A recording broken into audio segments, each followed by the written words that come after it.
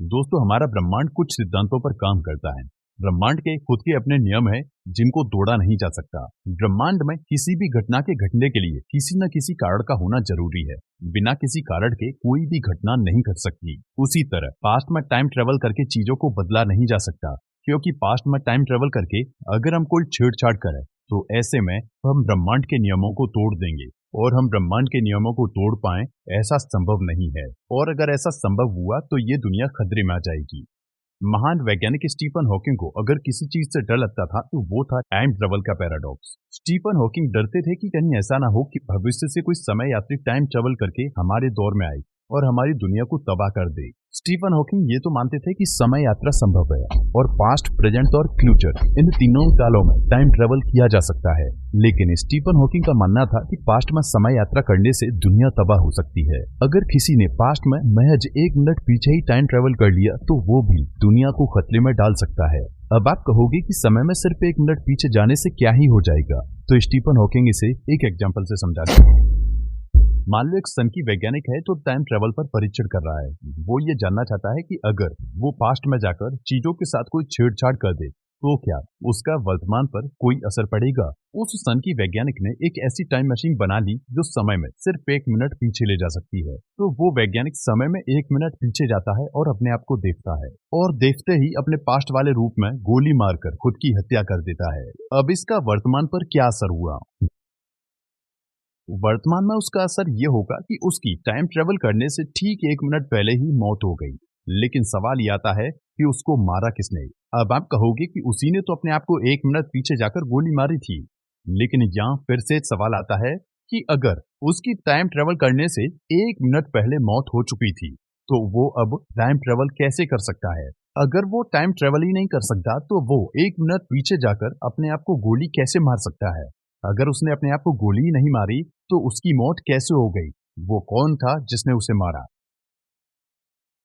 अब अपने पिछले सवाल पर वापस आते हैं कि वो कौन था जिसने उस सन की वैज्ञानिक को मारा। दरअसल इस सिनेरियो में आपको एक बात समझ आ रही होगी कि उस वैज्ञानिक की मौत हुई है, मतलब घटना तो घट चुकी है, लेकिन उस घटना के घटने का कारण क्या है ये डिफाइंड ही नहीं है। जैसा कि अभी मैंने आपसे बोला कि इस ब्रह्मांड का नियम है कि किसी भी घटना के घटने के लिए किसी न किसी कारण का होना आवश्यक है। इसे कॉज एंड इफेक्ट बोला जाता है। समय में पीछे जाना इफेक्ट को तो जन्म देता है, लेकिन उसका कॉज खत्म हो जाता है। ये एक तरह से ग्रैंडफादर पैराडॉक्स की तरह है। जैसे कि अगर आप टाइम ट्रेवल करके अपने दादाजी के उस दौर में चले जाओ जब आपके दादाजी एक बच्चा थे और आप उन्हें मार दो, तो आप यहाँ पर एक इफेक्ट को जन्म दे दोगे बिना किसी कॉज के। मतलब अगर आपके दादाजी की बचपन में ही मौत हो गई तो आपके पिताजी भी पैदा नहीं होने चाहिए। जब आपके पिताजी ही पैदा नहीं हुए तो आप कहां से आ गए? अगर आप अभी तक पैदा ही नहीं हुए तो वो कौन था जिसने आपके दादाजी को मारा? अब आप सोच रहे होंगे कि अगर समय में पीछे जाकर चीजों को बदला ही नहीं जा सकता तो क्या पास्ट में टाइम ट्रेवल करना संभव है? यही सवाल स्टीफन हॉकिंग के दिमाग में भी आया। उन्होंने इस सवाल का जवाब जानने के लिए एक विचित्र सा एक्सपेरिमेंट किया। उन्होंने तो सभी समय यात्रियों को इनवाइट ही कर दिया। दरअसल स्टीफन हॉकिंग ने एक पार्टी ऑर्गेनाइज की जिसमें भविष्य से आने वाले सभी समय यात्रियों को निमंत्रण भेजा गया। एक्सपेरिमेंट कुछ इस तरह से था कि स्टीफन हॉकिंग ने खाने पीने की चीजें बनवाई, वो टेबल पर तैयार थी। सभी समय यात्रियों को पार्टी में आने के लिए 12 बजे का समय दिया गया। लेकिन मजे की बात यह थी कि स्टीफन हॉकिंग ने पार्टी तो ऑर्गेनाइज की, लेकिन पार्टी से पहले उन्होंने निमंत्रण किसी को भेजा ही नहीं। पार्टी शुरू होने में बस कुछ ही पल बचे थे। स्टीफन हॉकिंग की नजरें टिक टिक करती हुई घड़ी पर और सामने उस दरवाजे पर टिकी थीं जिससे टाइम ट्रेवलर्स अंदर आने वाले थे।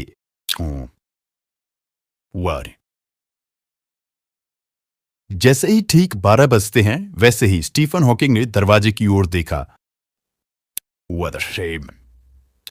कुछ समय बीता लेकिन स्टीफन हॉकिंग की पार्टी में कोई भी नहीं आया। जब पार्टी खत्म हो गई तब स्टीफन हॉकिंग ने टाइम ट्रेवलर्स को बुलाने के लिए इनविटेशन कार्ड छपवाए जिनको इंटरनेट इत्यादि पर सर्कुलेट किया गया। स्टीफन हॉकिंग की पार्टी का निमंत्रण आज भी जारी है। आप अपनी स्क्रीन पर स्टीफन हॉकिंग के इस इनविटेशन को देख सकते हो जिसमें पास्ट में पार्टी कौन सी जगह पर हो रही है, उस जगह की कोऑर्डिनेट्स हैं और डेट और टाइम है। अगर आप टाइम ट्रेवल करके पास्ट में जा सकते हो तो महान वैज्ञानिक स्टीफन हॉकिंग आपका इंतजार कर रहे हैं।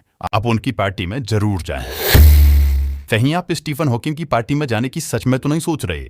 अगर आप ऐसा सोच रहे हो तो उससे पहले इस पैराडॉक्स को और जान लो जो ग्रैंडफादर पैराडॉक्स से भी ज्यादा खतरनाक है। ग्रैंडफादर पैराडॉक्स के अनुसार समय में पीछे जाना संभव नहीं है। अगर हम समय में पीछे चले भी गए तो वहां पर चीजों को हम नहीं बदल सकते, और अगर हम चीजों को बदलने की कोशिश करेंगे तो हम समय के उस लूप में फंस कर रह जाएंगे, और जिन घटनाओं को हम बदलने की कोशिश करेंगे तो उन्हीं घटनाओं को घटने के लिए हम निमित्त बनेंगे। मतलब समय की इस टाइमलाइन पर हम कुछ भी छेड़छाड़ नहीं कर सकते। अगर हमने ऐसा किया तो समय ही हमें उस घटना को घटवाने के लिए मोहरा बना लेगा। वो कैसे, इस चीज को प्रीडेस्टिनेशन पैराडॉक्स में भली भांति समझाया गया है। इसे हमें एक एग्जाम्पल से समझना होगा। मान लो आपका दोस्त गाड़ी से बहुत तेज कहीं जा रहा है, अचानक उसका ध्यान इधर उधर भटकता है तो उसकी गाड़ी एक पेड़ में टकरा जाती है और उसका एक्सीडेंट हो जाता है, जिसमें आपके दोस्त की मौत हो जाती है। भगवान न करे ऐसा कभी हो, लेकिन प्रीडेस्टिनेशन पैराडॉक्स को समझाने के लिए मैंने ये एग्जाम्पल लिया है। जब आपको अपने दोस्त के एक्सीडेंट के बारे में पता चलता है तो आपको बड़ा दुख होता है, लेकिन सौभाग्य से आपके पास एक टाइम मशीन है जिससे आप समय में पीछे यात्रा कर सकते हो। आपने सोचा कि क्यों ना समय में पीछे जाकर अपने दोस्त को बचाया जाए। आप अपनी टाइम मशीन से पास्ट में टाइम ट्रेवल करके उस जगह पर पहुंच जाते हो जहां पर आपके दोस्त का एक्सीडेंट होने वाला होता है। आपने देखा कि आपका दोस्त बहुत ही तेज गति से गाड़ी चलाते हुए आपकी ओर आ रहा है। आप अपने दोस्त से गाड़ी रोकने के लिए इशारा करते हो ताकि वो उस पेड़ में ना टकराए। आपके दोस्त का ध्यान आपकी ओर जाता है कि आप उसे रोक रहे हो,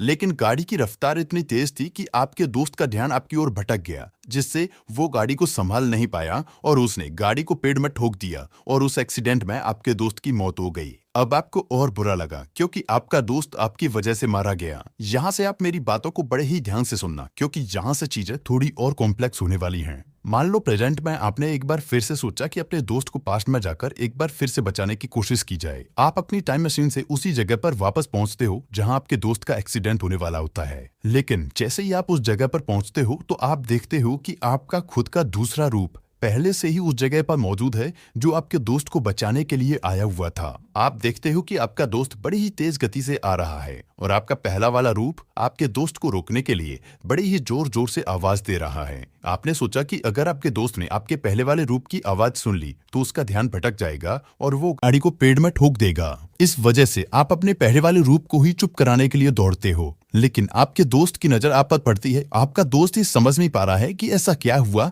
कि आप इस तरह से अचानक बीच सड़क पर दौड़ रहे हो। वो आपके बारे में सोच ही रहा था कि अचानक गाड़ी पेड़ में टकरा जाती है और उस एक्सीडेंट में उसकी मौत हो जाती है, और इस बार फिर से आपका दोस्त आपकी वजह से मारा जाता है। प्रीडेस्टिनेशन पैराडॉक्स का मतलब होता है प्री डिफाइंड, मतलब जो घटना पहले से निश्चित है उसे बदला नहीं जा सकता और वो घटना आपकी वजह से ही घटेगी और आप टाइम के उस लूप में फंसे रह जाओगे। दोस्तों, टाइम ट्रैवल सुनने में जितना आसान लगता है वास्तव में प्रैक्टिकली यह उतना ही मुश्किल है।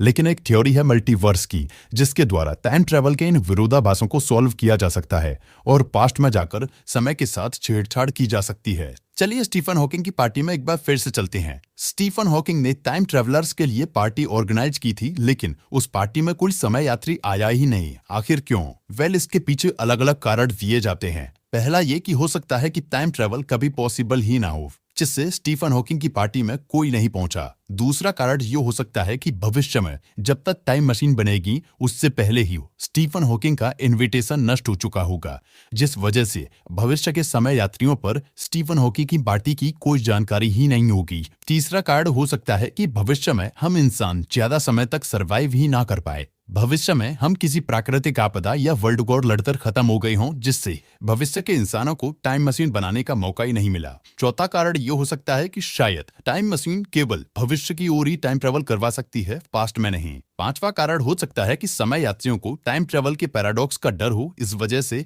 वो जानबूझकर स्टीफन हॉकिंग की पार्टी में ना आए हो। और छठवां कारण ये हो सकता है कि स्टीफन हॉकिंग की पार्टी में सभी समय यात्री पहुंचे थे और उन्होंने पार्टी भी अटेंड की थी, लेकिन वो रियलिटी एक नई टाइमलाइन पर चालू हो गई, जिससे आप मल्टीवर्स बोल सकते हो। कारण चाहे कुछ भी हो, लेकिन स्टीफन हॉकिंग की पार्टी इस बात का सबूत है कि शायद भविष्य में अभी तक टाइम मशीन बनी ही ना हो। लेकिन आप निराश मत होइए, अगर आप चाहो तो आप अपने गुजरे हुए वक्त को देख सकते हो, वो भी बिना पैराडॉक्स को जन्म दिए।